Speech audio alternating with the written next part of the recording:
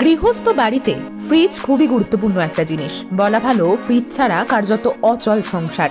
টানাটানির সংসারে অতিরিক্ত জিনিস টাটকা রাখা বলুন বা ব্যস্ততায় ফল, সবজি, মাছ, মাংস বেশি করে কিনে সংরক্ষণ করে রাখা বলুন, সবেতেই ফ্রিজ হলো মহার্ঘ। কিন্তু ফ্রিজ পরিষ্কার না রাখলে খাবারে বাসা বাঁধতে পারে জীবাণু। আজ আপনাদের জন্য রইল ফ্রিজ ঝকঝকে রাখার টোটকা। ফ্রিজ পরিষ্কারের আগে বেশ কিছুক্ষণ বন্ধ রাখুন।